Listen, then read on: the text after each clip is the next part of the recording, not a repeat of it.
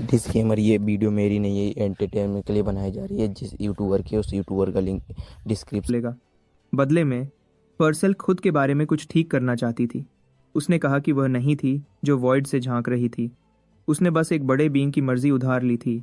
वह status window की बात कर रही थी और उसने माना कि इंसान आमतौर पर इसे ग्रेट डिविनिटी कहते थे। यह सब सुनकर डेवी को यकीन नहीं आया कि परसेल जैसा पावरफुल बीइंग इतने बचकाना तरीके से कम्युनिकेट करता है।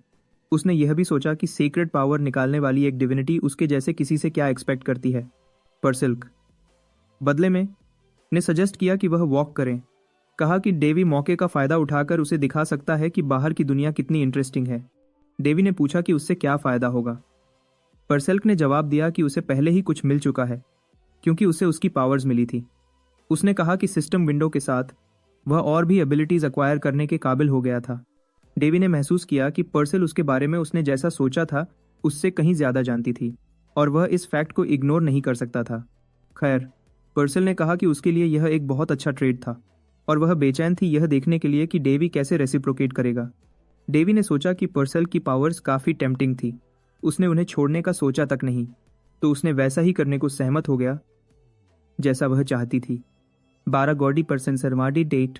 सिर्फ यही नहीं, बल्कि उसने गलती से किसी ऐसे को भी हासिल कर लिया था जो उसके राज्य सुन सकता था बिना इसके लिए कॉन्सिक्वेंसेस भुगते। कुछ देर बाद डची ऑफ फेलिस्ट का ग्रैंड इवेंट, जो ओरिजिनली एक फेंसिंग टूर्नामेंट होने वाला था, एक अचानक हमले के बाद एक सेलिब्रेशन में बदल गया था। इस सब के बीच डेवी अपने स्टिग्मा के बारे में अफवाहों की वजह से ध्यान का केंद्र बन गया। इसकी वजह से वह मुश्किल से अपने क्वार्टर्स से निकल पाया। परसिल्क बदले में ने बताया कि डेवी ने सबकी जान बचाई थी, और पूछा कि छुपाने की बजाय सबको सच बताना बेहतर नहीं होगा। आखिरकार स्टिग्मा को देखकर वह एक ऐसे शख्स को देखते जिसे डिवाइन लव की फिजिकल मैनिफेस्टेशन मिली थी। डेवी जानता था कि पिछले 400 सालों में सिर्फ 3 सेंट्स ही प्रकट हुए थे, और एक स्टिग्मा तो और भी रेयर था, तो खुद को पब्लिकली रिवील करना सवाल से बाहर था। इसके साथ वह जुड़वां बच्चों के पास गया और उनसे तुरंत अपने बैग्स पैक करने को कहा। उसने कहा कि खुद को एक्सप्लेन करने की बजाय वह बस इस जगह से निकलकर घर जाना चाहता है। विनली सहमत हुई। सोचा कि उन्होंने कोई जुर्म नहीं किया था और इसीलिए किसी को एक्सप्लेनेशंस देने के जिम्मेदार नहीं थे। इसके अलावा यह सेक्रेट टेरिटरी भी नहीं थी। डेवी अपने ख्यालों में ने माना कि असल में शायद सिर्फ थोड़े वक्त के लिए यह जगह आधी सिटी के साथ सच में सेक्रेट टेरिटरी थी। फिर भी जब चीजें कॉम्प्लिकेटेड हो जाती थी तो भागना सबसे अच्छा प्लान था। घर जाते वक्त एस्केप के बीच परसल्क ने पूछा कि क्या ऐसे ही निकल जाना ठीक होगा। आखिरकार मांस टू कुछ लोग शायद उसके पीछे उसकी होमलैंड तक जाएंगे जवाब ढूंढने के लिए। डेवी ने जवाब दिया कि ठीक होगा, जब तक उससे बड़ी कोई चीज लोगों का ध्यान खींचे। कुछ देर बाद इलियाना को डेवी के एस्केप की खबर मिली। वह गुस्से में थी। कहा कि डेवी ने ना सिर्फ उसके लिए एक बहुत बड़ा मेस छोड़ दिया था जिसे उसे ठीक करना था, बल्कि एक मिसअंडरस्टैंडिंग भी छोड़ गया था और अपने भाई बहन के साथ भाग गया था। उसने लोगों को बताया था कि उसने सेक्रेट स्वॉर्ड को अवेकन करने के बाद दुश्मन से निपटा और स्टिग्मा उसमें छुपी पावर्स की वजह से प्रकट हुआ। इलियाना फिर भी ने जोर दिया कि यह सब बस एक बड़ा झूठ था। प्रिंसेस को इतना इरिटेट देखकर उसकी मेड ने सोचा कि उसे इलियाना के साथ काम करते हुए 10 साल हो गए थे, और सोचती रही कि क्या होगा अगर सबको पता चल गया कि कोल्ड और पावरफुल प्रिंसेस का असली चेहरा असल में एक रिबेलियस और अग्रेसिव लड़की का था। इलियाना बदले में ने अपनी मेड से कहा कि नाइट्स को तुरंत तैयार होने को कहे। अपनी होमलैंड वापस जाते वक्त डेवी ने अपने भाई बहन को बगल बगल सोए हुए देखा। उसने सोचा कि ऐसे में वह काफी अच्छी तरह से मिलजुल कर भी लगते थे। उन्हें बिना लड़े देखकर अच्छा लगा, भले ही यह तभी होता था जब वह सोए हुए होते थे। इसके बीच परसेल्क ने पूछा कि क्या उसे काल्डेरस के साथ जो हुआ उसका अफसोस है। उसने मेंशन किया कि उसके करंट ओनर के अलावा डेवी ही अकेला था जो डिवाइन सोर्ड की असली नेचर जानता था, या शायद वह अकेला था। उसने माना कि उसे उसका सच्चा मास्टर होना चाहिए। डेवी ने चाहा कि वह कर पाता, लेकिन वह जानता था कि जब तक उसे अपनी ओरिजिनल ताकत वापस नहीं मिलती वह ऐसी सीक्रेट पावर्स यूज नहीं कर पाएगा। जितना टेम्पटिंग लगता था, वह चोरी करने वाला इंसान नहीं था, तो वह करंट ओनर से तलवार छीनने की कोशिश नहीं करेगा। इसके अलावा उसने कहा कि यह काल्डेरास की पर्सनालिटी को ठीक से सूट नहीं करता और उसे ऐसी बड़ी और भारी तलवारें यूज करना पसंद नहीं था। सिर्फ यही नहीं, बल्कि उसके दिमाग में एक और तलवार थी जिसे वह पाना चाहता था। उसके एक्सप्रेशन से जज करते हुए पर्सेल ने कंक्लूजन निकाला कि डेवी के पास एक प्लान था। उसने माना कि उसे सब कुछ नहीं पता था, और जब उसने डेवी में गहरी तरह देखा तब भी कुछ हिस्से थे जिन तक वह पहुंच नहीं सकती थी। लेकिन इस सब को साइड में रखकर परसिल्क ने पूछा कि वह घर वापस आने पर क्या करने का प्लान कर रहा है। उसने कहा कि स्टिग्मा के साथ डेवी के दुश्मन आज़ादी से घूम नहीं पाएंगे, तो उन्हें अभी खत्म करना सबसे अच्छा ऑप्शन होगा। डेवी ने कहा कि वह बिना अच्छी तरह तैयार हुए कुछ नहीं करेगा। इसके अलावा ड्यूक बारिएटा के नेतृत्व में नोबल्स की राय किंगडम में बहुत इन्फ्लुएंस रखती थी, क्वीन लाइनस के विपरीत। उसी वजह से रॉयल फैमिली नोबल्स को लापरवाही से सजा नहीं दे सकती थी। उन्हें एक एक करके हराना बहुत ज़्यादा वक्त लेता। इस सिचुएशन ने क्वीन की घमंडी बातों को और बढ़ाया था, लेकिन डेवी ने ऑलरेडी एक सोल्यूशन सोच लिया था। घर पहुंचने के बाद सबको राजा से बात करने के लिए बुलाया गया। बेनेडिक्ट ने जो हुआ था उसके लिए माफ़ी मांगी, लेकिन राजा ने कहा कि उसमें उसकी कोई गलती नहीं थी। सच में राजा ने वोल्टिस किंगडम को नेशंस के यूनियन का विरोध करने के लिए जिम्मेदार ठहराया और राहत महसूस की कि बेनेटिस सुरक्षित वापस लौट आया था। राजा ने स्टिग्मा के बारे में भी सुना था। बदले में डेवी ने बताया कि अनवर्दी होने के बावजूद उसने किसी तरह डिवाइन क्यूरियोसिटी को पीक किया था और मार्क हासिल किया था। राजा के विपरीत क्वीन को यह सुनकर बिल्कुल पसंद नहीं आया, लेकिन उसने अपनी कंपोजर मेंटेन करने की कोशिश की, चाहे कितना भी मुश्किल हो, यहाँ तक कि प्रिंस की अचीवमेंट पर खुश होने का दावा भी किया। राजा ने फिर कहा कि इस मामले को हल्के में नहीं लिया जा सकता। उसने वोल्टिस किंगडम को एक लेटर भेजने का हुक्म दिया, यूनियन के लिए रिक्वेस्ट को दोबारा दोहराते हुए। उसने जुड़वां बच्चों से कहा कि अपने लंबे सफ़र के बाद आराम करें, लेकिन उसने डेवी से थोड़ी देर और रुकने को कहा। बदले में डेवी ने कहा कि लगभग आधा साल बीत गया है जब से उनकी मैजेस्टी ने उसे आखिरी बार बात करने के लिए बुलाया था। ठीक से कहें तो यह पहली बार था जब वह कोमा से जागने के बाद ठीक से मिले थे। राजा ने पूछा कि क्या प्रिंस को इसकी वजह से कोई गुस्सा है। डेवी को लगा कि उसे अब झूठ बोलने की ज़रूरत नहीं थी, लेकिन उसे यह भी ठीक नहीं लगा कि वह उस पल जो कुछ भी महसूस कर रहा था वह सब कुछ कह दे। खैर, उसने समझा कि उसके पिता ने चीफ चैम्बरलेन के जरिए उसका ख्याल रखा था। राजा ने सोचा कि दुनिया में कोई ऐसा पिता नहीं है जो अपने बच्चे में ऐसे ड्रास्टिक चेंज को नोटिस ना करे। और भले ही उसने खुद को अच्छा पिता नहीं माना, उसने डेवी के ट्रांसफॉर्मेशन को नोटिस किया था, इसलिए उसने इतने लंबे वक्त के बाद उससे बात करने को सहमत हो गया। आखिरी बार जब वह मिले थे, छोटे डेवी ने अपने पिता से अपनी माँ को बचाने की भीख मांगी थी। पूछा था कि क्या उन्हें उसकी सेहत की हालत के बारे में इन्फॉर्म नहीं किया गया था। डेवी ने जोर दिया कि उसकी माँ बीमार नहीं थी, बल्कि जहर दिया गया था। लेकिन उसके पिता ने उसे पूरी तरह से इग्नोर किया और गार्ड्स को हुक्म दिया कि बच्चे को उसकी मौजूदगी से हटा दें। फिर भी डेवी बिना जवाब के जाने से मना कर रहा था।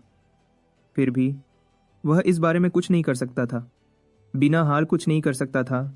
बिना हार कुछ नहीं कर सकता था। बिना हार कुछ नहीं कर सकता था।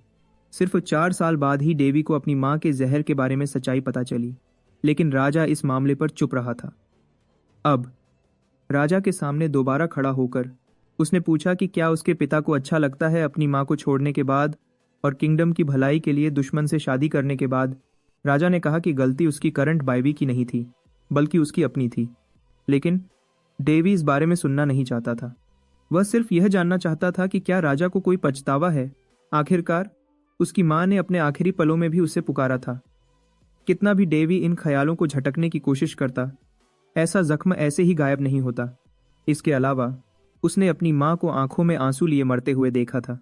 बदले में राजा ने कहा कि उसे पता था कि वह अच्छा पिता नहीं रहा, लेकिन उसने कहा कि राजा होना ऐसी पोजीशन नहीं थी जहां कोई जो चाहे वह करे, क्योंकि ज़्यादातर वक्त एक राजा को ऐसे मामलों से निपटना पड़ता था जिन्हें वह पूरी तरह से नहीं समझता था। तो उसने डेवी से शांति से रहने और हर दिन स्ट्रॉन्गर बनने को कहा, क्योंकि इस तरह से कोई भी उसके रास्ते में नहीं आएगा या उसके भविष्य के राज्य के बीच नहीं खड़ा होगा, क्योंकि वही तो वह चाहता था, क्राउन अपने बेटे को देना। लेकिन डेवी को एहसास हुआ कि उसके पिता अपनी माँ को पूरी तरह से भूल चुके थे। तो उसने कहा कि नॉर्मली लोग कहते हैं कि बेटे का फर्ज होता है अपने पिता के नक्श कदम पर चलना, लेकिन वह ऐसा नहीं करेगा। उसने कहा कि अगर राजा होने का मतलब किंगडम के फायदे के लिए अपने परिवार को छोड़ना है, तो वह उस रास्ते पर नहीं चलना चाहता। और भले ही बहुत लोग क्राउन पर लालच करते थे, डेवी ने कहा कि उसका ऐसा केस नहीं था। इसलिए उसने कहा कि राजा अपना क्राउन किसी और को दे सकता है। आखिरकार उसने उस टाइटल को एक्सेप्ट करने से मना कर दिया, भले ही उसे ज़बरदस्ती किया जाता। रॉयल हॉल से निकलने के बाद परसेल्क ने रिमार्क किया कि डेवी रूड हो सकता था जब वह चाहता था। उसने जवाब दिया कि यह ज़रूरी था और चाहे कितना भी वह उसमें देख सकती थी, कुछ चीज़ें कभी नहीं बदलती थी। इसके अलावा डेवी ने कहा कि उसे यह एहसास हुआ था कि वह सच में क्या चाहता था। अपने क्वार्टर्स में वापस आने के बाद उसने एमी से कहा कि बाकी दिन उसे कोई परेशान न करे। फिर डेवी अपने कमरे की खिड़की पर गया और एक मिशन पर निकलने की तैयारी की, डिक्लेयर करते हुए कि अब रैबिट होल में एंटर करने का वक्त आ गया है। कुछ देर बाद राउंड के किंगडम में, जिसका मालिक ब्लैक मून गिल्ड था, रिपोर्ट किया गया कि शर्ली गायब हो गई है। सिर्फ यही नहीं, बल्कि ऑर्गेनाइजेशन के लीडर ने कहा कि उसके कुछ सबऑर्डिनेट्स भी कुछ दिन पहले गायब हो गए थे।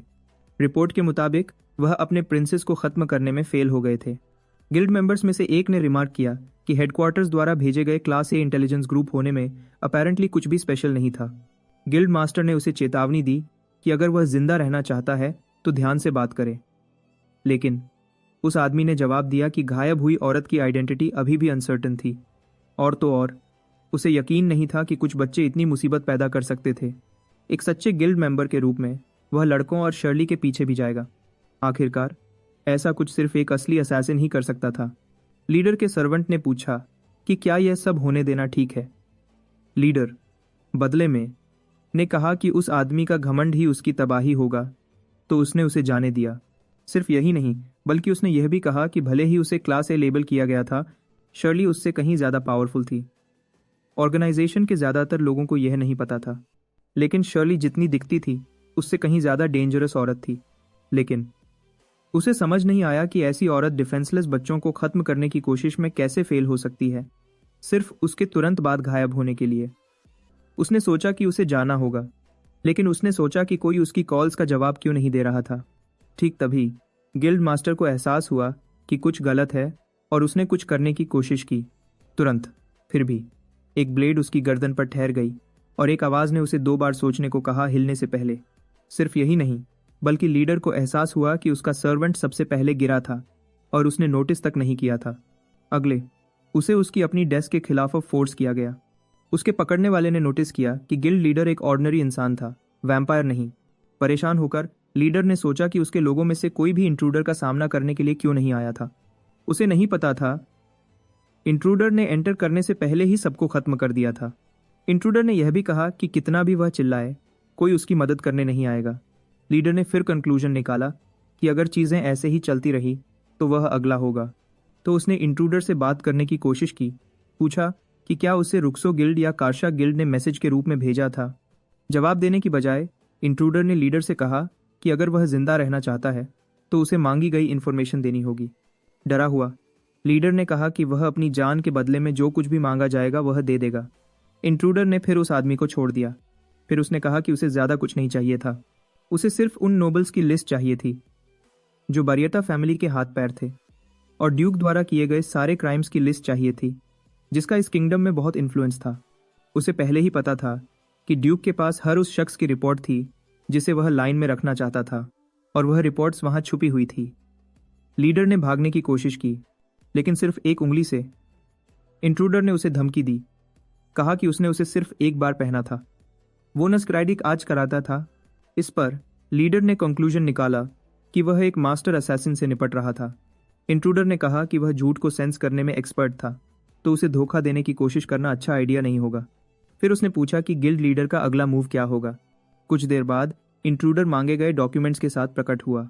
वह डेवी खुद था, भेष बदलकर। लिस्ट देखने के बाद उसने कंक्लूजन निकाला कि वहाँ बहुत सारी इन्फॉर्मेशन थी, लेकिन उसमें से कुछ गलत हो सकती है। लेकिन अभी भी दूसरे गिल्ड्स थे एक्सप्लोर करने के लिए, और उसने सोचा कि वह नोबल्स को कॉर्नर कर सकता है अगर उसने उनके बारे में सारी रिपोर्ट्स जमा कर ली। परसेल्क ने कहा कि लगा जैसे खूनखार लड़ाई जल्दी ही आने वाली है। डेवी को नहीं लगा कि यह बुरा आइडिया था, लेकिन वह जानता था कि उसे कॉशियस तरीके से एक्ट करना होगा। आखिरकार चाहे कोई नोबल कितना भी प्रेस्टिजियस हो, उसके हमेशा पॉलिटिकल एनिमीज होंगे, बिल्कुल उसकी डिसीज्ड माँ के नाइट मार्किस पेत्रिस जैसा। राउंड किंगडम के 3 स्वॉर्ड मास्टर्स में से एक लेटर पढ़ने पर मार्किस मायूसी में डूब गया और तुरंत अपने बटलर को ढूंढने गया, क्योंकि उसने कुछ खतरनाक डिस्कवर किया था। इसके साथ ड्यूक बारियता वह शख्स बन जाएगा जिसने अपने हाथ पैर कटवाने में मदद की। डेवी ने कहा कि आज रात का कॉन्सेप्ट एक नाइट विजिट था। परसेल्क ने फिर पूछा कि उसका मेन ऑब्जेक्टिव क्या था। प्रोटैगनिस्ट ने कहा कि उसे जवाब पहले ही पता है। वह अपने परिवार को बचाना चाहता था, खाना और रहने की जगह चाहता था, मुश्किल सिचुएशन से बचना चाहता था और एक लंबी सेहतमंद जिंदगी जीना चाहता था। परसेल्क ने कहा कि एक प्रिंस को यह सब कहते हुए सुनना अजीब था, क्योंकि वैसा ही तो वह अभी जी रहा था। इस केस में प्रोटैगनिस्ट ने कहा कि उसे एक बात जाननी है। वह जल्दी ही किंगडम छोड़कर एक छोटे टेरिटरी में जाएगा जो उसे रॉयल फैमिली के मेंबर के रूप में दिया गया था। वहां वह अपना भविष्य बनाएगा। और तो और, यह टेरिटरी कॉन्टिनेंट की सबसे एडवांस्ड सिटी में थी। बदला कुछ ऐसा था जिसे वह रास्ते में पूरा करेगा, लेकिन यह उसका मेन गोल नहीं था और वह इतनी छोटी चीज को अपनी जिंदगी बर्बाद नहीं करने देगा। परसॉल्क ने कहा कि अगर वह राजा होता तो वह अपनी इच्छा को तेज पूरा करता। यह भी कहा कि राजा होना टेरिटरी मैनेज करने से ज्यादा अलग नहीं था। डेवी फिर भी ने कहा कि एक छोटे टेरिटरी को मैनेज करना एक देश को गवर्न करने से कहीं ज्यादा आसान था। इसके अलावा उसे कुछ सिंपलर चाहिए था। उसकी इच्छा थी कि उसके पास एक जगह हो जिसे वह अपना घर कह सके। रॉयल हॉल में वापस क्वीन ने डिक्लेयर किया कि प्रिंस डेवी स्टिग्मा होने की वजह से किंगडम की शान है। फिर उसने पूछा कि राजा ने ऐसी अचीवमेंट के लिए उसे रिवॉर्ड क्यों नहीं किया था। उसने आर्ग्यू किया कि क्योंकि प्रिंस ऑलरेडी रिकवर हो चुका है और उसे एक टेरिटरी भी मिल चुका है, उसे अपनी खुद की जमीन मैनेज करने के लिए भेजना बुरा आइडिया नहीं होगा। कुछ लोगों को समझ नहीं आया कि क्वीन ने अचानक प्रिंस की तारीफ करना क्यों शुरू कर दिया था। उसने अपने आप से सोचा कि वह नॉर्मल सर्कमस्टेंसेस में ऐसा कभी नहीं करती, लेकिन प्रिंसेस को खत्म करने की नाकामयाब कोशिश के बाद शर्ली के एस्केप के साथ चीजें बहुत ज्यादा कॉम्प्लिकेटेड हो गई थी। और तो और, इंटेलिजेंस गिल्ड जहां ड्यूक अपनी इंफॉर्मेशन स्टोर करता था, उसे एक ही रात में 7 अलग अलग लोकेशंस पर अटैक किया गया था, जिससे उसे गहरी चिंता हुई। गिल्ड लीडर ने खुद क्वीन को खबर दी थी। कहा कि उन्हें एक ऐसे मॉन्स्टर ने अटैक किया था जिसे हराना या लोकेट करना इम्पॉसिबल था। नतीजे के तौर पर क्वीन का डर और भी बढ़ गया, क्योंकि उसे पता था कि अगर वह इंफॉर्मेशन जो वह छुपा रही थी गलत हाथों में पड़ गई तो क्या हो सकता है। आखिरकार उसे क्राउन के खिलाफ बगावत करने की कोशिश का इल्जाम लगाया जा सकता था और डॉक्यूमेंट्स इसका प्रूफ थे। ऊपर से वह मार्किस पेट्रीस पर शक करना शुरू कर रही थी। उसने शक किया कि वह प्रिंस डेवी का उसके खिलाफ सपोर्ट कर रहा होगा और उस केस में सॉल्यूशन सिंपल था, मार्किस से छुटकारा पाओ। लेकिन क्योंकि उसके पास अब शर्ली नहीं थी ऐसे टास्क में मदद करने के लिए, क्वीन के रूप में वह सबसे अच्छा जो कर सकती थी वह थी प्रिंस को रॉयल पैलेस से हटाने की कोशिश करना। उसने प्रिंस को दूर करने का सजेस्ट किया था, लेकिन राजा के इतनी आसानी से सहमत होने की उम्मीद नहीं की थी। फिर भी उलटा हुआ। राजा ने आर्ग्यू किया कि एक अडल्ट अनक्राउंड प्रिंस का पैलेस में रहना ठीक नहीं था, तो उसने चीफ चैम्बरलिन को प्रिंस को उसके डिपार्चर के लिए तैयार करने को बुलाया। हैरान होकर क्वीन ने सोचा कि राजा क्या सोच रहा था।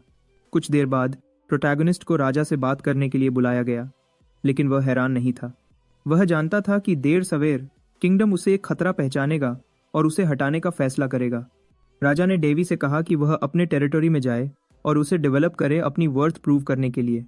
पर्सल ने कमेंट किया कि राजा शायद डर रहा था कि उसका बेटा बगावत करेगा और इसीलिए उसने उसे दूर भेजने का फैसला किया। राजा को नहीं पता था, प्रिंस ने खुद वैसा ही करने का प्लान किया था। इस फैसले के होने से पहले ही डेवी ने सोचा कि राजा और क्वीन के जरूर अपने प्लान्स थे। उसका अब वहां रहने का कोई मतलब नहीं था, क्योंकि उसके पास और भी चीजें थी करने को। इस सब के बीच परसेल्क ने रिमार्क किया कि चीजें कॉम्प्लिकेटेड हो गई थी, क्योंकि डेवी के रीसेंट एक्शंस की वजह से बहुत सारी जिंदगी खतरे में पड़ सकती थी। लेकिन वह चिंतित नहीं लग रहा था। मानता हुआ कि अगले राजा के थ्रोन पर आने से पहले एक कंप्लीट ओवरहॉल जरूरी था। इस मौजूदा रियलिटी को वारिस को देने का कोई तरीका नहीं था, और यह एक बोनस होगा अगर इसी बीच उसे अपने दुश्मन का सामना करने का मौका भी मिलता है। जैसे ही प्रोटैगनिस्ट मीटिंग से निकला, वह जुड़वां बच्चों से हैरान हो गया। परेशान, वह जानना चाहते थे कि डेवी को क्यों जाना पड़ रहा था और क्या वह मदद करने के लिए कुछ कर सकते थे। डेवी ने उनसे कहा कि यह तो उसकी पहले से इच्छा थी, और भले ही वह दूसरों के मुकाबले कमजोर लगता है, उसके पास अब स्टिग्मा है, तो वह खतरे में नहीं होगा। इसके साथ उसने जुड़वां बच्चों से उस पर भरोसा करने को कहा। विनली ने डेवी से कहा कि जब भी उसे जरूरत हो उनकी मदद मांगे, छोटे प्रॉब्लम्स के लिए भी, क्योंकि वह उसकी मदद करने के लिए सब कुछ करेगी। प्रोटैगनिस्ट ने बताया कि भले ही हाइंस टेरिटरी दुनिया की सबसे अच्छी जगह नहीं थी, बहुत लोग अभी भी वहां रहते थे। उसने वादा किया कि एक बार जब वह जगह को एक प्लेजेंट एनवायरनमेंट में बदल देगा तो वह उन्हें विजिट करने के लिए इनवाइट करेगा। अगले प्रोटैगनिस्ट एमी के पास गया और उससे कहा कि वह मिनिस्ट्री ऑफ फाइनेंस और डिपार्टमेंट ऑफ टेरिटरी एडमिनिस्ट्रेशन जाए और हाइंस टेरिटरी के बारे में सारे अवेलेबल डॉक्यूमेंट्स जमा करे। उसने यह भी मेंशन किया कि कोई भी शायद डॉक्यूमेंट्स देने से मना नहीं करेगा अगर एमी ने कहा कि वह प्रिंस डेवी के लिए है। बदले में पर्सल ने कमेंट किया कि प्रोटैगनिस्ट को लगता है कि वह इनविंसिबल है। उसे यह सिचुएशन काफ़ी इंटरेस्टिंग लगी। उसने यह भी मेंशन किया कि उसकी माँ को एक्सेंट्रिक चीज़ें पसंद थी और तो और उसकी महान पावर्स और एबिलिटीज़ के बावजूद उसने नोट किया कि डेवी एक इनसफरेबल एरोगेंट इंसान नहीं बना था। इस पर प्रोटैगनिस्ट ने पूछा कि क्या उसे एम्पैथी महसूस हो रही थी। पर्सल्क ने जवाब दिया कि डेवी उसकी माँ के मुकाबले काफ़ी पैसिव था, तो यह पॉसिबल था कि उसे सच में उसके लिए एम्पैथी महसूस हो रही थी। सिर्फ यही नहीं, बल्कि उसने उसे कहा कि वह फ्लैटर्ड महसूस करे क्योंकि डीमन क्वीन उसकी फ़ैन बन गई थी। एक तरह से डेवी ने कहा यह एक सम्मान था। कुछ देर बाद एमी उन कुछ डॉक्यूमेंट्स के साथ आई जो उसे मिले थे, भले ही कुछ ही थे। प्रोटैगनिस्ट को समझ आ गया कि टेरिटरी एक रिमोट विलेज था और इस बारे में सोचते हुए शायद यही बेहतर था क्योंकि उसे डेवलप करने की ज़्यादा आज़ादी मिलेगी। वह इस नई जगह को पायोनियर करने के लिए बेचैन था और सिर्फ वही नहीं, पर्सेल्क भी थी। लेकिन उसने डॉक्यूमेंट्स पर एक नज़र डाली और डिस्कवर किया कि हाइंस टेरिटरी एक कर्स्ड लैंड थी। लेकिन वह हैरान नहीं थी। आखिरकार डेवी को बिना किसी कैच के कोई टेरिटरी नहीं दिया जाता। प्रोटैगनिस्ट डिसएग्री नहीं कर पाया। ज़्यादा देर नहीं लगी, उनके डिपार्चर की सारी तैयारियां कंप्लीट हो गई थी। एमी ने पूछा कि क्या डेवी के साथ जाने वाले सब लोग वहां थे। उसने जवाब दिया कि उसके पास ज़्यादा एलाइज नहीं थे क्योंकि सिर्फ कुछ ने ही लॉयल्टी की शपथ ली थी। अगले मार्किस पैट्रिस ने खुद को प्रिंस से इंट्रोड्यूस किया। उसने प्रिंस डेवी से कहा कि अब पैलेस छोड़ना सही डिसीजन है। यह भी कहा कि भले ही वह अभी क्राउन प्रिंस नहीं है, यह भविष्य में बदल सकता है। मार्किस ने यह भी रिमार्क किया कि डेवी काफ़ी बड़ा हो गया था और अगर उसकी माँ अभी भी जिंदा होती तो उसे ज़रूर उस पर गर्व होता। डेवी डिसएग्री किया, कहा कि वह एक डिसऑनरेबल बेटा था। लेकिन मार्किस ने काउंटर किया कि अगर सच में ऐसा होता तो उसे खुद जिंदा दफन होना पड़ता प्रिंस को प्रोटेक्ट करने में फेल होने के लिए। डेवी ने असल में पैट्रिस को एक एलाय तब डिस्कवर किया जब उसने मार्क्वेस के घर पर हमला किया और पैट्रिस ने जो एविडेंस जमा किया था उसकी माँ के असैसिनेशन के पीछे वालों के बारे में, वह उसे मिला। पैट्रिस ने फिर डेवी से कहा कि अगर उसे कोई प्रॉब्लम हो तो उससे कांटेक्ट करे। उसे यकीन दिलाया कि वह जितनी मदद कर सकता है उतनी करेगा। डेवी ने बताया कि अगर मार्क्विस की मदद करने की अफवाहें फैलती हैं तो एब्सोल्यूट केओस हो जाएगा। पैट्रिस फिर भी ने जवाब दिया कि अगर उसने प्रिंस की मदद नहीं की तो उसकी शपथ बेकार हो जाती। इस केस में डेवी ने कहा कि वह छोटे गांव को अपना नया घर बनाएगा और उम्मीद की कि मार्किस पैलेस के अंदर से अपनी ड्यूटीज़ को पूरा करता रहेगा। डेवी को पैलेस के अंदर एक एलाय होने का आइडिया पसंद आया। उम्मीद की कि उसकी गैरमौजूदगी में मार्किस उसके दुश्मनों को एक पल भी आराम नहीं देगा। लेकिन वह अभी भी खुद ही आखिरी वार करना चाहता था। डेवी ने फिर सोचा कि माना पोर्टल के जरिए टेरिटरी तक पहुंचने में आमतौर पर पूरा दिन लगता है, लेकिन क्योंकि यह खास लोकेशन कैपिटल के करीब थी, उसे कैरेज से वहां पहुंचने में कोई प्रॉब्लम नहीं होगी। जबकि वह ट्रैवल कर रहे थे, उसने पर्सेल्क को देखा, सोचता हुआ कि वह सच में एक स्लीपिंग ब्यूटी जैसी थी। लगा जैसे उसने उसके साथ जो दिन बिताए थे वह पलक झपकते ही गुजर गए थे। उसने यह भी नोटिस किया कि पर्सेल्क को सोना बहुत पसंद था और उसने सोचा कि क्या उसकी छोटी हाइट उसकी मैजिकल पावर्स के इतने कमज़ोर होने की वजह से थी। इसी बीच छोटी वाली उसकी टांग को बेड के रूप में यूज़ कर रही थी और डेवी ने उसे धीरे से एक गर्म जैकेट से ढक दिया। बाहर एक नाइट ने अनाउंस किया कि वह लगभग पहुंच गए थे। जल्दी ही बाद डेवी ने आगे टेरिटरी को देखा। टेरिटरी हाइंस किंगडम के पूर्व में स्थित थी। यह एक सूखी ज़मीन थी जहां मीलों तक सिर्फ रेत ही रेत थी, एक ऐसी जगह जहां सिर्फ मॉन्स्टर्स ही पनपते थे। इसका अकेला फ़ायदा यह था कि कैपिटल तक जाने वाला मेन रोड इससे होकर गुजरता था। अगर इन रोड्स को सुधारा जाता तो टेरिटरी एक महत्वपूर्ण ट्रांसपोर्ट हब बन सकती थी। लेकिन यह कोई आम टेरिटरी नहीं थी।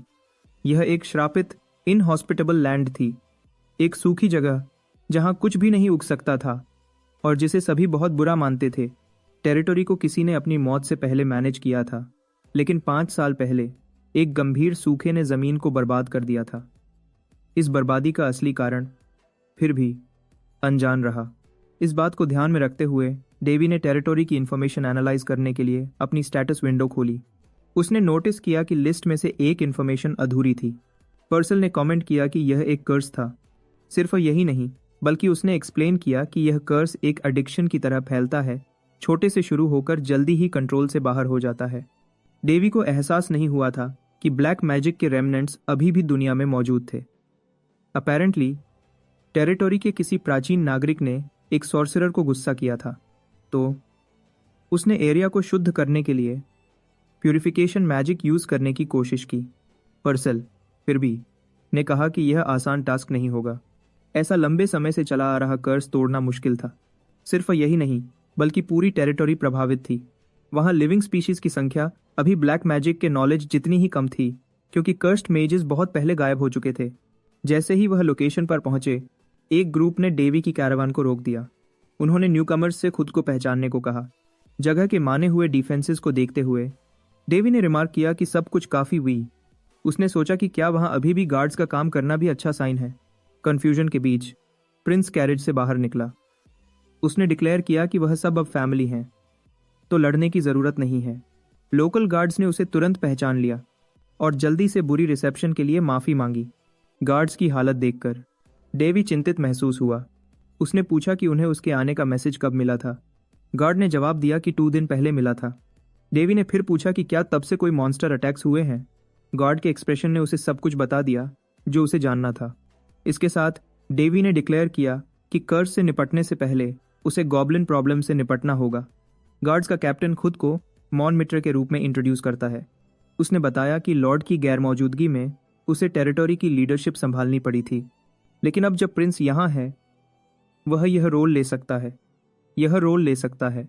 डेवी कहता है कि गार्ड्स ने बहुत मेहनत की है और अब से उन्हें ऑफिशियल गार्ड्स के रूप में प्रमोट किया जाएगा। उसने मॉनमिडर से कहा कि उसका एक लेफ्टिनेंट उन्हें ट्रेन करेगा और कैप्टन को इंस्ट्रक्ट किया कि स्क्वाड ठीक से ऑर्गेनाइज्ड हो। डेवी का मानना है कि उसे टैलेंट वेस्ट करना पसंद नहीं है।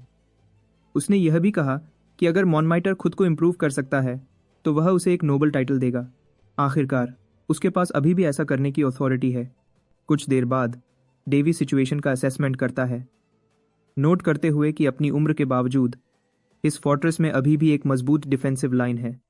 वह समझना चाहता है कि गॉब्लिन्स कैसे इन्वेड करने में कामयाब हुए। मॉनमीटर ने बताया कि यह सब गार्ड्स की लगातार थकान की वजह से था। उसने यह भी कहा कि दर्जनों घर जलाए गए और बहुत सारे नागरिकों को अबडक्ट किया गया।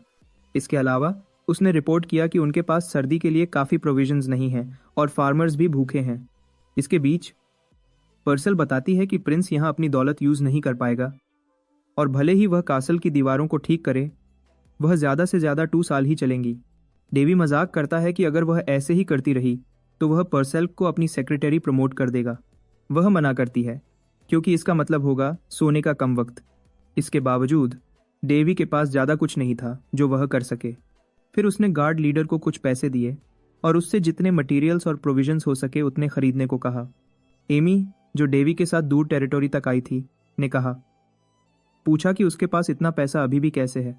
डेवी कोई बहाना बनाता है, लेकिन वह जानता है कि उसने असल में वह इंटेलिजेंस गिल्ड से चुराया था। पर्सल उसे याद दिलाती है कि चोर होने में कोई इंसाफ नहीं है, लेकिन डेवी उससे लेक्चर देने की बजाय सोने को कहता है।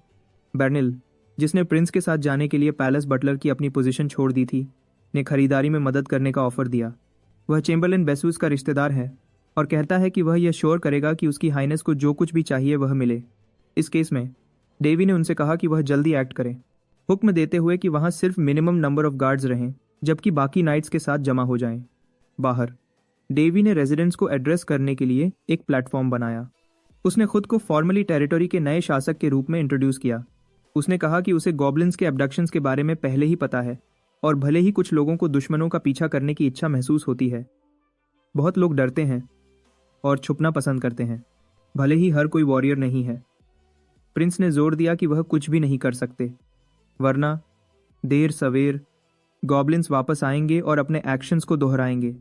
वह सिर्फ गॉब्लिन्स के खिलाफ डिफेंड नहीं करना चाहता, बल्कि प्रॉब्लम को हमेशा के लिए खत्म करना चाहता है। कुछ रेजिडेंट्स ने कहा कि प्रिंस की बातों में दम है, लेकिन वह आखिरी लाइन ऑफ डिफेंस है और अपनी करंट हालत में ज़्यादा कुछ नहीं कर सकते। लेकिन डेवी का दावा है कि उन्हें सिर्फ एक बार सक्सेसफुली एक्ट करना होगा ताकि हमले रुक जाएं। डेवी जानता है कि कुछ लोगों के लिए वह बस एक और नोबल है जो अपनी ब्लड लाइन पर कॉन्फिडेंट है, लेकिन कुछ करने में अक्षम है। फिर भी उसने कहा कि वह सिर्फ एक प्रिंस नहीं बल्कि हाइंस टेरिटोरी का लॉर्ड है, और अब यहाँ हर कोई उसका परिवार है, तो वह उनका ख्याल रखेगा। आखिरकार वह ऐसा इंसान नहीं है जो अपने परिवार को मरने दे। वह जानता है कि सिर्फ बातों से सबको कन्विंस नहीं किया जा सकता, लेकिन उसने कहा कि उसके पास गॉड्स द्वारा भेजा गया एक स्टिग्मा है जिससे उसकी क्रेडिबिलिटी बढ़ सकती है। लेकिन अगर अभी भी उसकी बातों पर यकीन करना मुश्किल है, तो उसने लोगों से कहा कि उसे एक ऑर्डर के रूप में लें, और वह घोषणा करता है कि उसकी अनुमति के बिना कोई नहीं मरेगा। कुछ देर बाद डेवी एक ग्रुप के साथ डीमन फॉरेस्ट में एंटर करता है, लेकिन परसेल कहती है कि इन अनप्रिपेयर्ड और एग्जॉस्टेड आदमियों को गॉब्लिन्स का शिकार करने ले जाना एक बहुत बुरा आइडिया है। डेवी फिर भी बताता है कि उनके पास 150 आदमी हैं, जो काफ़ी होने चाहिए। फिर भी परसेल कहती है कि ओवर कॉन्फिडेंट होना हमेशा उसकी मदद नहीं करेगा। इसके अलावा नंबर्स हमेशा बदल सकते हैं। डेवी का दावा है कि उसके पास सब कुछ कंट्रोल में है, जिससे परसेल ने रिमार्क किया कि उसे हमेशा सही दिखाना उसकी सबसे पसंदीदा कैरेक्टरिस्टिक है। अगले गार्ड लीडर कहता है कि जैसे ही वह यह पहाड़ क्रॉस करेंगे, उन्हें वह जगह मिल जाएगी जहां गॉब्लिन्स जमा हैं। डेवी उस लोकेशन पर पहुंचता है और महसूस करता है कि यह एक छोड़ दिया गया गांव है, लेकिन उसे नहीं पता कि ऑर्क्स और गॉब्लिन्स ऐसी जगह में कैसे रह सकते हैं। मॉनमीटर बताता है कि यह एक गोस्ट विलेज है जो अभी एक गॉब्लिन एनकैंपमेंट के रूप में काम कर रहा है। यंग आदमियों में से एक गुस्से में भरा हुआ है क्योंकि गॉब्लिन्स ने उसके दोस्त को मार दिया। डेवी उसके पास जाता है और कहता है कि वह उसकी फीलिंग्स समझता है। फिर उसने उनसे कहा कि उस गुस्से का यूज़ हिम्मत से लड़ने और अपने दुश्मनों को ख़त्म करने के लिए करें, और ऐसा करके वह मरे हुए लोगों का सम्मान करें, उनका बदला लें। डेवी उनकी अटैचमेंट की तारीफ करता है, उन लोगों के लिए जो चले गए हैं, भले ही वह दोस्त थे और रिश्तेदार नहीं। इसके साथ उसने कहा कि उसे सही टेरिटोरी मिल गई है। फिर उसने पहले हमला किया, एक तीर छोड़ते हुए। एक अनजान गॉब्लिन तीर को बहुत देर से नोटिस करता है और तुरंत उससे लगता है। सिर्फ यही नहीं, बल्कि तीर आग से ढका हुआ था, जिससे एरिया में आग लग गई। गार्ड्स घबरा गए क्योंकि उन्हें लगा था कि वह सरप्राइज अटैक कर रहे होंगे, ना कि फ्रंटल असॉल्ट। लेकिन डेवी उन्हें शांत करता है, यकीन दिलाता है कि वह उनमें से किसी को भी मरने नहीं देगा। जहां उसका तीर लगा उसे देखकर डेवी ने जश्न मनाया। उसने एक ऐसा तीर यूज किया था जो फिलैंडरिंग गॉड ऑफ द बो ने बनाया था, वही देवता जिसने सारी अपोलोनियन स्किल्स में महारत हासिल की थी। अब वह इस हमले में अपना मकसद पूरा कर रहा था। भले ही यह केओटिक लगता था, यह कोई आम स्किल नहीं थी। इसे ओरिजिनली जंग के दौरान ट्रैप के रूप में यूज करने के लिए डिजाइन किया गया था, लेकिन प्रोटैगनिस्ट को अभी यूज करना पड़ा। आखिरकार वह ऐसा इंसान नहीं था जो मामूली मामलों पर पीछे हट जाए। इसके साथ उसने एक लॉर्ड के रूप में अपने पहले एक्शन के लिए तैयारी की, अपने सारे कंपेनियंस को बैटल बफ्स से ब्लेस करते हुए। परसेल्क ने पूछा कि क्या इन आदमियों पर मैजिक यूज करना ठीक है। डेवी ने जवाब दिया कि वैसे भी उन्हें पता तक नहीं चलेगा कि उन पर मैजिक का असर हुआ है। उसे बस यह चाहिए था कि आदमियों को लड़ने के लिए मोटिवेशन महसूस हो। अब जब सबको ब्लेस कर दिया गया था, प्रोटैगनिस्ट ने कहा कि दूसरे जगह के सोल्जर्स को ऐसा स्पेशल ट्रीटमेंट नहीं मिलेगा। सेक्रेड किंगडम ऑफ बालशास के पैलेडिन्स को भी यह नहीं मिलता था, क्योंकि सिर्फ एक सेंट या पोप ही लेवल 7 सेक्रेड मैजिक यूज कर सकता था। डेवी ने उन्हें हुक्म दिया कि अब तक उन्होंने अपने दुश्मनों के खिलाफ जो भी गुस्सा दबाया था उसे बाहर निकाल दें। उसने सोचा कि वह हमेशा से यह करना चाहता था। फिर उसने सबको आगे बढ़ने का हुक्म दिया। प्रोटैगनिस्ट को गार्ड्स की बदले की भूख का कोई आइडिया नहीं था, लेकिन उन्हें बिहेव करते हुए देखकर उसने सिर्फ यही कंक्लूजन निकाला कि वह इसके लिए बेचैन थे। सारे गार्ड्स एक्सटेसी की हालत में थे, और गॉब्लिन्स, जो आम तौर पर इंसानों को डराते थे, अब वही डर पहली बार महसूस कर रहे थे। गॉब्लिन्स को खिलवाड़ों के उन्हें काटने में ज़्यादा वक़्त नहीं लगा। गार्ड्स, जिनमें पहले कॉन्फिडेंस की कमी थी, अब महसूस कर रहे थे कि वह लड़ने में सक्षम है। डेवी ने नोटिस किया कि थोड़े ही वक्त में लड़ाई असल में एक गॉब्लिन मैसेकर में बदल गई थी। उसने गार्ड्स को अपना गुस्सा निकालने दिया, जबकि वह साइड लाइन्स पर रहा, सपोर्ट करते हुए। जल्दी ही उसने उन्हें ठीक किया जिन्हें चोट लगी थी। उसने उन्हें यह भी याद दिलाया कि उसने किसी की मौत की इजाज़त नहीं दी थी, तो उन्हें केयरफुल रहना होगा क्योंकि वह इनविंसिबल नहीं थे। लेकिन उसने यह भी कहा कि जिसे भी चोट लगेगी उसे ठीक किया जाएगा, तो उन्हें पीछे हटने की ज़रूरत नहीं है।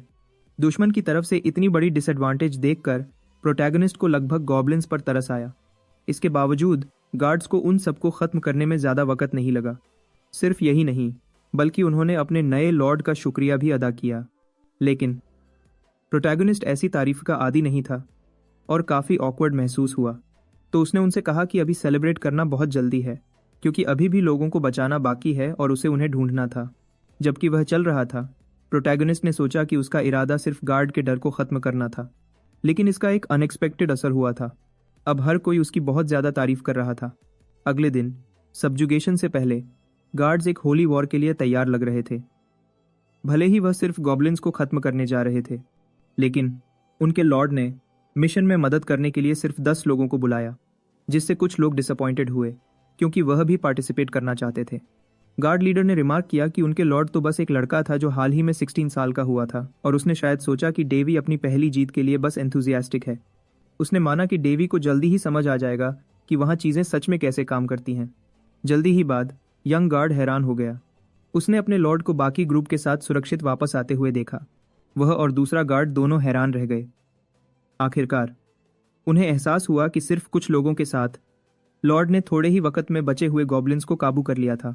प्रोटैगनिस्ट ने महसूस किया कि कुछ लोग शायद सोचेंगे कि उसके साथ गए गार्ड्स को हिप्नोटाइज किया गया था या कुछ वैसा ही, लेकिन वह बस यह श्योर करना चाहता था कि हर कोई सुरक्षित वापस लौट आए।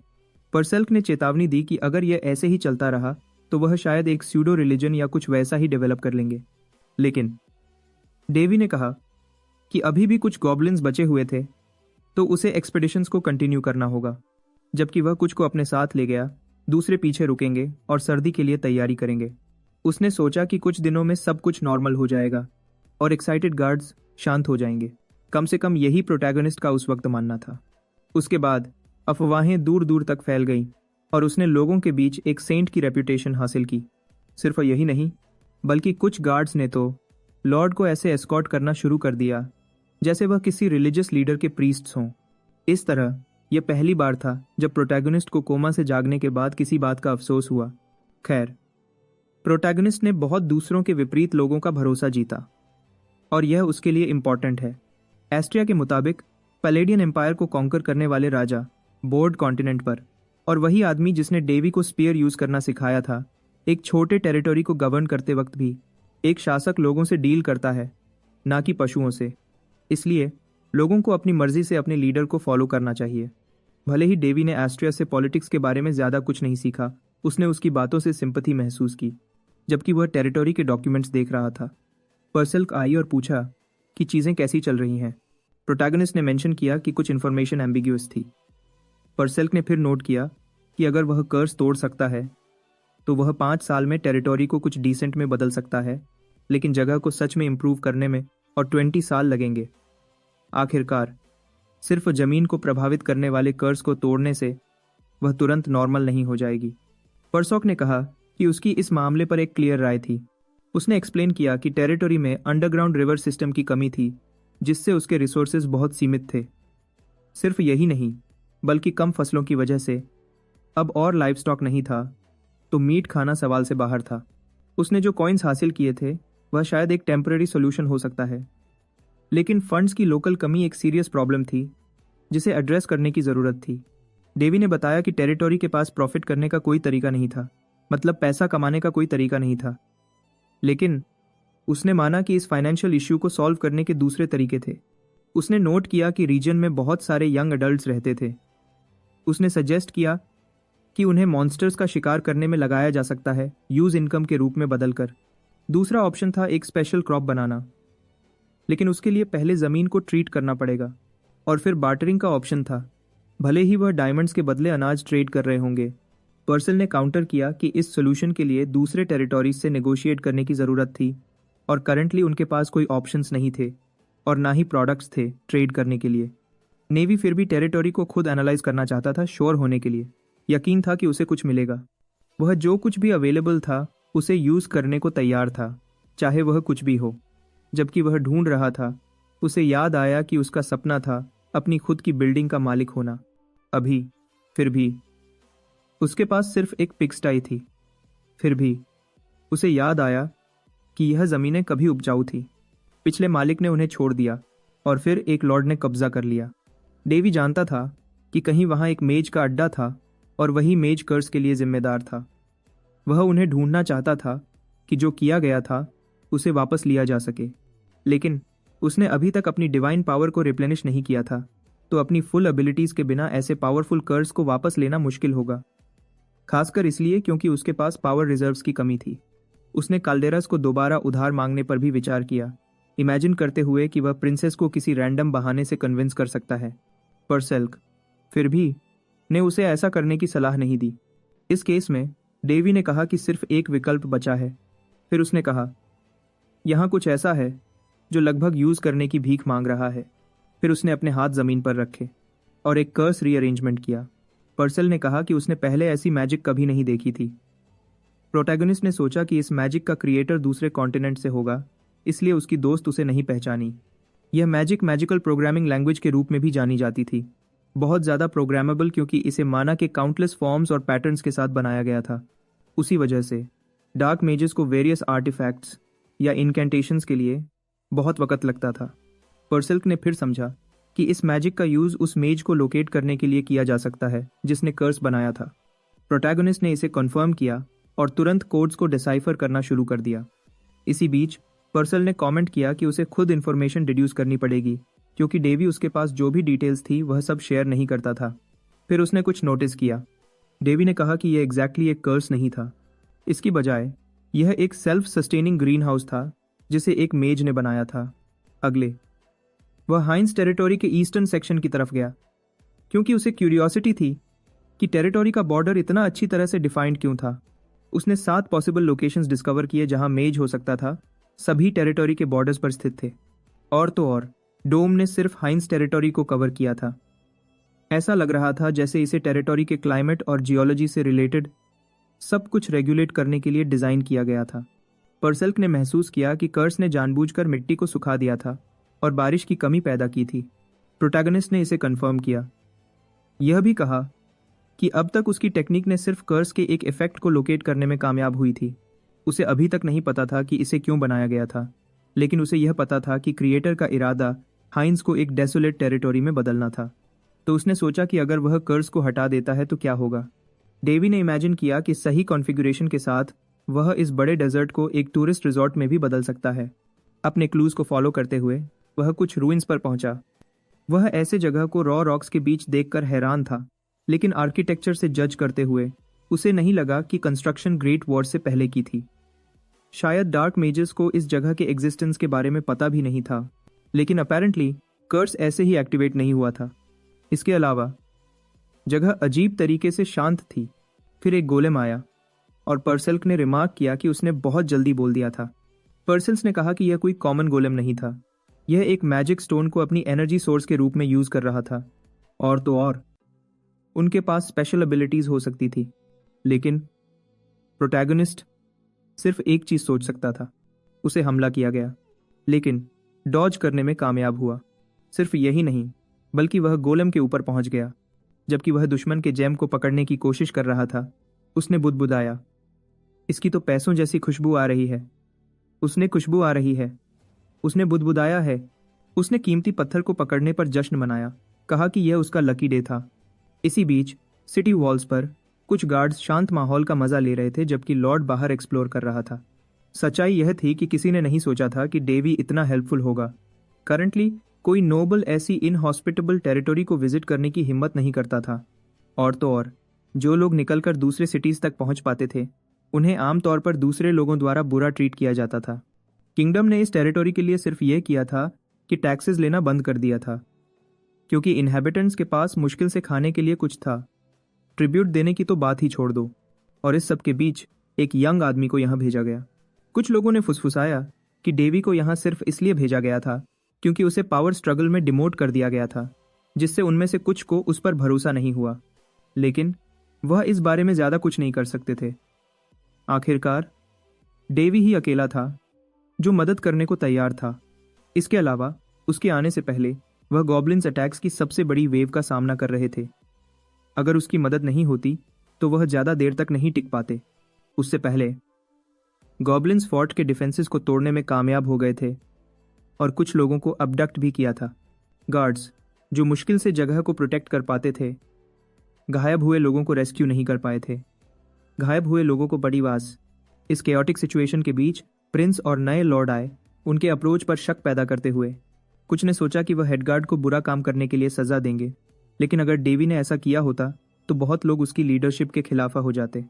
लेकिन एक्सपेक्टेशंस के विपरीत नए लॉर्ड ने सिचुएशन को बहुत अच्छी तरह से हैंडल किया। उसने गॉब्लिन्स पर काउंटर अटैक करने का मौका भी बनाया और इनहेबिटेंट्स को फैमिली भी कहा। एक ऐसा जेस्चर जिसने कुछ उम्मीद दी कि एब्डक्ट किए गए लोग घर वापस लौट सकते हैं। डेवी ने अपनी बातों और एक्शन से बहुत लोगों को इंस्पायर किया। भले ही उसे सेंट कहना पसंद नहीं था, वह लोगों के बीच एक इम्पॉर्टेंट फिगर बन गया, एक देवता के रूप में ग्लोरीफाई किया गया।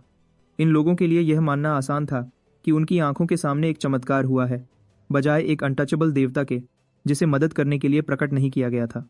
रिपेयर्स में मदद करता हुआ एक लड़का ने कहा कि यह बहुत अच्छी बात है कि नए लॉर्ड ने गॉब्लिन से निपटा है, लेकिन उसे शक था कि इस टेरिटोरी का कोई भविष्य है। गॉब्लिन प्रॉब्लम से बहुत पहले सूखे ने पहले ही टेरिटोरी को बर्बाद कर दिया था। इसके अलावा बारिश की कमी ने प्लांटिंग की सारी कोशिशों को बर्बाद कर दिया था। प्रीस्ट्स और मेजेस को सिचुएशन को रिवर्स करने की कोशिश करने के लिए भेजा गया था, लेकिन वह सब फेल हो गए। सबका कंक्लूजन यह था कि इसे इंसानी हाथों से सॉल्व नहीं किया जा सकता। तो नए लॉर्ड कितने भी ब्लेस्ड क्यों ना हो, उनका मानना था कि डेवी भी इन जमीनों को ठीक नहीं कर सकता। अपने प्रोटैगनिस्ट की बात करें तो वह जानता था कि मैजिक क्रिस्टल्स हाईली कंडेंस्ड और प्योर माना का एक नेचुरल फॉर्मेशन थे। उसी साइज के एक रेगुलर स्टोन के मुकाबले एक माना क्रिस्टल 100 गुना ज्यादा वैल्यूएबल और पावरफुल था। इसीलिए वह पागल हो गया जब उसने गॉब्लिन्स के माथे पर कुछ ऐसे देखे और उसने उन क्रिस्टल्स को पाने की कोशिश करने में झिझक नहीं की। भले ही उसने कहा कि टास्क आसान नहीं था, परसेल्क डिसएग्री की। उसने उसे गॉब्लिन्स से आसानी से निपटते हुए देखा था। डेवी ने सोचा कि माना क्रिस्टल्स के बारे में अकेला जाना हुआ फैक्ट यह था कि वह प्राचीन रूइंस में मिल सकते थे, और सिर्फ छोटी क्वांटिटीज में। ग्रेटिक ऑल डे डॉगनेस फॉक्समेनेस बाक में। इससे उनकी मार्केट वैल्यू और भी बढ़ गई। इसके बावजूद प्रोटैगनिस्ट ने सोचा कि इन आइटम्स से जनरेट होने वाला पैसा कितनी देर तक चलेगा। और तो और परसेल्क ने कहा कि वह इन आइटम्स को किसी भी बायर को ऐसे ही नहीं दिखा सकता, क्योंकि इससे शक पैदा होगा। बायर को आइटम्स के साथ में और साथागान। खैर, प्रोटैगनिस्ट अपना रास्ता चलता रहा जब तक उसे दूसरों से कहीं बड़ा एक क्रिस्टल नहीं मिला। सिर्फ यही नहीं, बल्कि उसने महसूस किया कि यह कर्स का एनर्जी सोर्स हो सकता है। इसके साथ उसने समझा कि परसेल्क सही थी, क्योंकि बहुतों ने इतने बड़े और वैल्यूएबल क्रिस्टल को पाने के लिए जंग शुरू की थी। इसके अलावा क्रिस्टल प्योर माना से भरा हुआ था। डेवी ने इमेजिन किया कि अगर वह इसे यूज कर सकता है तो वह freely 9th circle spells cast कर पाएगा। तो उसने कोशिश करने का फैसला किया, लेकिन उसने नोटिस किया कि उसके एक्सटर्नल अपीयरेंस के विपरीत डेवी ने सोचा कि कोड का स्ट्रक्चर बहुत ज़्यादा एग्जैजरेटेड था, सिर्फ टेरिटोरी में सूखा पैदा करने के लिए। उसने शक किया कि उसके अंदर कुछ छुपा हुआ था। भले ही उसे मैनिपुलेट करना मुश्किल था, वह ढूंढने की कोशिश करना चाहता था, और अपनी खोज के बीच उसने कुछ एनर्जी कोर्स ढूंढे जो सोर्स कोड के अंदर छुपी हुई थी। मैजिक के बिहेवियर में चेंज देखकर परसेल्क ने पूछा कि डेवी ने क्या किया था। उसने जवाब दिया कि शुरू करने के लिए उसने एरिया में थोड़ा पानी फैलाया था, लेकिन एक कैच था। बादलों में ऑलरेडी इतना पानी स्टोर था, सब कुछ जमा होकर एक सिंगल मैसिव डाउनपोर के रूप में गिरेगा। यह एक बहुत बड़ा तूफान होगा। दूर कहीं एक डिस्कशन हो रही थी। कुछ नोबल्स मार्किस पैट्रीस के बारे में बात कर रहे थे, और उनका मानना था कि अगर वह इंडिपेंडेंट एक्ट करता रहा तो अरिस्टोक्रेसी के टूटने में ज़्यादा वक्त नहीं लगेगा। तो उन्होंने अपने खिलाफ किसी भी एविडेंस को यूज होने से रोकने के लिए एक सोल्यूशन ढूंढने की कोशिश की, कॉन्स्पिरेटर्स के लिए। ऐसा लग रहा था जैसे पास्ट के भूत उन्हें सताने के लिए निकल रहे थे, क्योंकि अब कई दुश्मन कहीं से भी प्रकट हो रहे थे। इसके अलावा क्वीन ने सिचुएशन पर कोई कमेंट नहीं किया था। अफवाहें का दावा था कि स्टिग्मा इतना पावरफुल था कि लड़का उसे कंट्रोल नहीं कर सकता, तो उन्होंने सोचा कि यह उनके लिए कोई प्रॉब्लम नहीं होनी चाहिए। इसके अलावा सेक्रेड किंगडम भी वही हाल में था, मतलब वह स्टिग्मा की सच्चाई को मान नहीं सकते थे। सिर्फ यही नहीं, बल्कि कुछ का मानना था कि एक मीडियोक प्रिंस की चिंता करने की बजाय उन्हें उस पर ध्यान देना चाहिए जो सच में इंपॉर्टेंट था। इसके बीच ड्यूक बारियत्ता ने एक और मामले पर ध्यान खींचा। कहा कि अरिस्टोक्रेसी की कोहेजन एक दिन में नहीं टूटेगी। उसने यह भी कहा कि लड़ना पड़ता है, भले ही इसका मतलब दुनिया के हर रिस्क को लेना हो। लेकिन उसने माना कि सही तरीका चोरी की गई सीक्रेट इन्फॉर्मेशन को रिकवर करने का था। लेकिन सबसे बुरे सिनारियों में उन्हें जंग के लिए भी तैयार रहना चाहिए। एक सर्वेंट ने कहा कि वह सारी ज़रूरी तैयारियां करेगा। तुरंत ड्यूक ने उसे ऐसा डिस्क्रीटली करने को इंस्ट्रक्ट किया, क्योंकि यह राज्य तब तक एक्सपोज नहीं किया जा सकता था जब तक सब कुछ तैयार ना हो। बैरिएटा को लगा कि उसके कॉलीग्स प्रिंस डेवी को बहुत कम आंक रहे थे। उनके विपरीत उसकी इंस्टिंक्ट ने उससे वही गलती ना करने को कहा, क्योंकि कोमा के बाद प्रिंस को कुछ हुआ था। जिस पल उसने इन्फ्लुएंस और सपोर्ट हासिल किया, वह शायद अपने असली रंग दिखाएगा। लेकिन उसने माना कि जब तक डेवी हाइंस टेरिटोरी में रहता है, वह ज़्यादा कुछ नहीं कर पाएगा। आखिरकार उसने सोचा, एक बंजर सूखी ज़मीन में प्रिंस क्या अचीव कर सकता है। ड्यूक बारिएटा के मानने के विपरीत प्रोटैगनिस्ट ने सालों में पहली बार हाइंस स्काइज के नीचे बारिश कराई। फिर भी उसने माना कि ऐसा करना आसान टास्क नहीं था। घर वापस आने पर उसने मेंशन किया कि उन्हें प्लांटिंग शुरू करने में कुछ दिन लगेंगे। वह यह मैजिक क्रिस्टल को देखकर ही बता सकता था, जो एक ऑपरेटिंग पैनल की तरह काम करता था। और तो और यह रीजन के दूसरे सारे मैजिक क्रिस्टल से कनेक्टेड था, एक तरह के रिमोट कंट्रोल के रूप में काम करता था। इसके साथ डेवी ने कहा कि उसके पास रीजन के मौसम का कंट्रोल है, और क्योंकि इंसान नेचुरली आलसी होते हैं, ऐसी कोई चीज़ होना काफ़ी यूज़फुल था। उसने दूसरे क्रिस्टल्स भी स्टोर किए थे, जो उसने मैजिक बैग्स में जमा किए थे, और ज़मीन के रिकवर होने का इंतज़ार करना चाहता था दोबारा एक्ट करने से पहले। एक हफ्ते बाद प्रोटैगनिस्ट वॉक पर गया और तुरंत उसके फैंस प्रकट हुए। डेवी ने पूछा कि वह ऐसा क्यों कर रहे थे। उनमें से एक ने जवाब दिया कि वह अपने लॉर्ड को इतनी मेहनत करते हुए देखकर बस खड़े नहीं रह सकते थे, इसलिए वह हैवी लेबर करने का ऑफर दे रहे थे। प्रोटैगनिस्ट को श्योर नहीं था कि क्या वह इतने सारे टास्क्स को हैंडल कर पाएंगे। इसके बावजूद उसने कहा कि उसके पास उनके लिए कुछ सिंपल काम है। उसने नाइट से प्लांटिंग के लिए ज़मीन तैयार करने को कहा था, तो वह चाहता था कि हर कोई जो कर सकता है वह उस ज़मीन को कल्टिवेट करे। उसने यह भी कहा कि उनके पास प्लांट करने के लिए 4 दिन हैं, और अगर वह मैनेज नहीं कर पाते तो वह बिना किसी प्रॉब्लम के हार मान सकते हैं। डेवी ने बताया कि वह उनके वर्किंग आवर्स को रिवॉर्ड करेगा, इस पर डिपेंड करता है कि उन्होंने कितनी मेहनत की, लेकिन वह किसी को भी बिना पे के काम करने नहीं देगा। गार्ड्स के लीडर ने कहा कि क्लाइमेट चेंज के बावजूद इतने बड़े प्लॉट ऑफ लैंड को सिर्फ 4 दिन में कल्टिवेट करना इम्पॉसिबल था। लेकिन प्रोटैगनिस्ट को समझ नहीं आया कि क्यों। आखिरकार ज़मीन पहले ही प्लांटिंग के लिए यूज़ की गई थी, तो उनके पास काम में मदद करने के लिए इक्विपमेंट होने चाहिए। जबकि मॉनमटर पॉपुलेशन के बारे में चिंतित था, कुछ लोग सिर्फ इस बात से चिंतित थे कि पे मिलने के बाद वह क्या खर्च करेंगे। इस पर गार्ड्स के लीडर ने कहा कि उन्हें अपने लॉर्ड ने जो कुछ भी किया है उसके लिए शुक्रगुजार होना चाहिए और उसकी काइंडनेस का फ़ायदा उठाने की कोशिश नहीं करनी चाहिए। लेकिन प्रोटैगनिस्ट बेवकूफ़ नहीं था। उसने अपनी मैजिक का यूज़ करके वर्कर्स की फिजिकल स्ट्रेंथ बढ़ाई, और जैसे उसने गार्ड्स के साथ किया था, उसने इन लोगों को ज़रूरी मोटिवेशन दी। मॉनमीटर यह देखकर काफ़ी हैरान था, लेकिन उसी वक्त एहसास हुआ कि यह यूज़फुल होगा। बदले में डेवी ने मॉनमीटर से कहा कि वह एक नई दुनिया डिस्कवर करेगा जब वह पिकैक्स यूज़ करना शुरू करेगा। और तो और अगर उसके पास काल्डेरास होता तो वह वर्कर्स को और भी बड़ा बफ दे सकता था। मॉनमाइटर ने पूछा कि लॉर्ड इतनी चीज़ें देकर क्या करना चाहता है।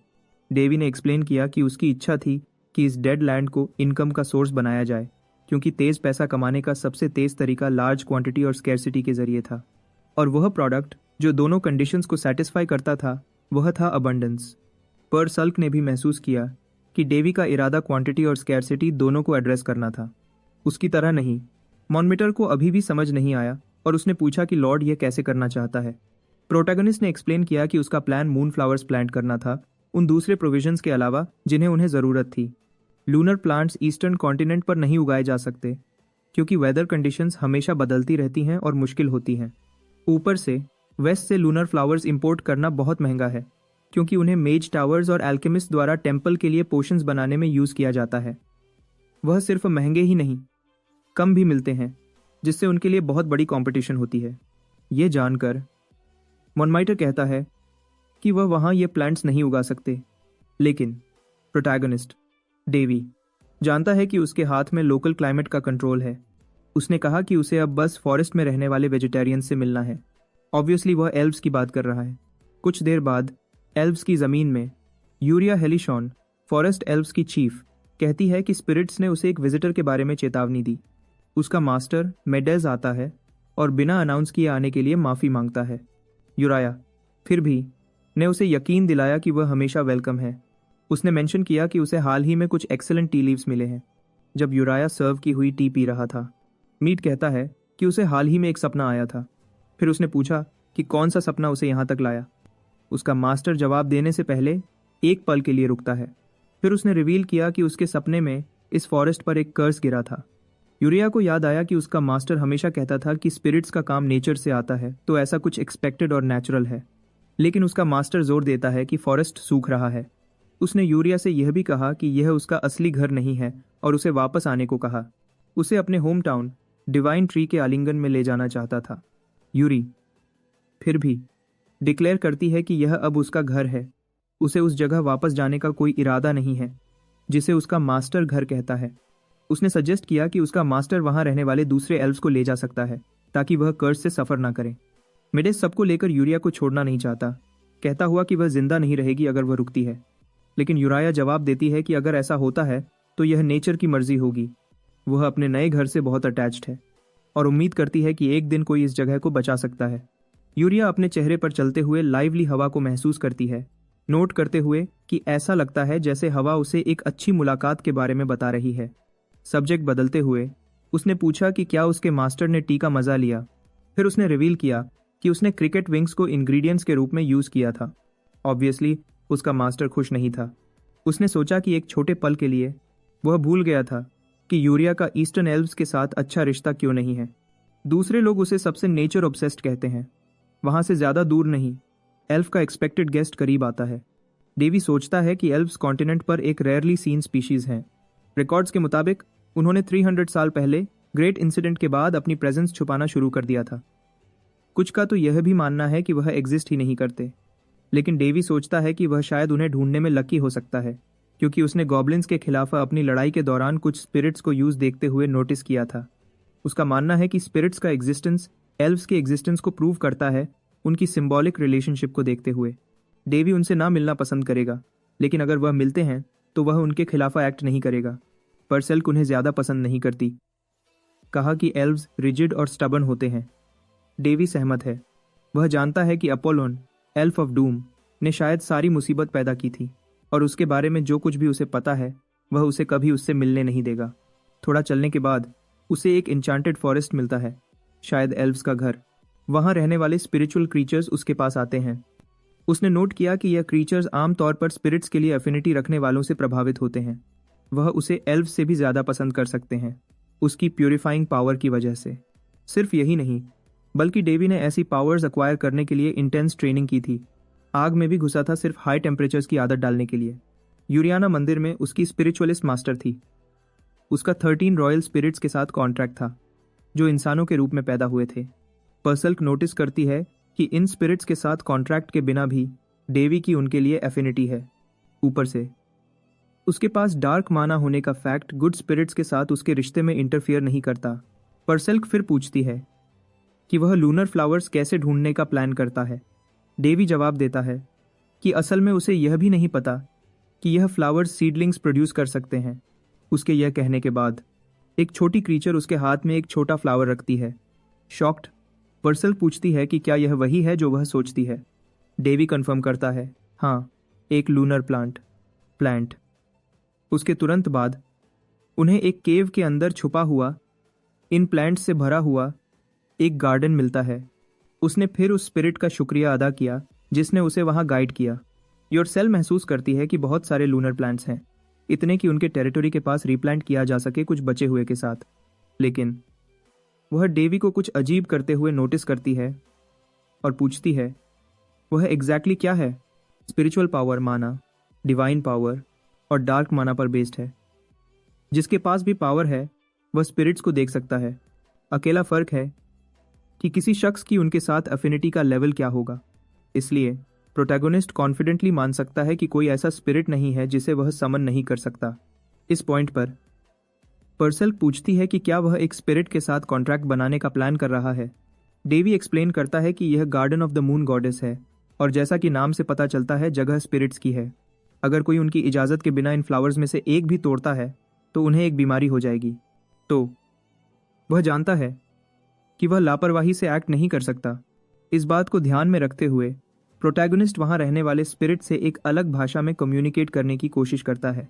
तुरंत नेचर स्पिरिट प्रकट होती है और हैरान होती है कि वह स्पिरिट्स की भाषा बोलना जानता है। नतीजे के तौर पर वह कम्युनिकेशन एस्टैब्लिश करने में कामयाब हो गए।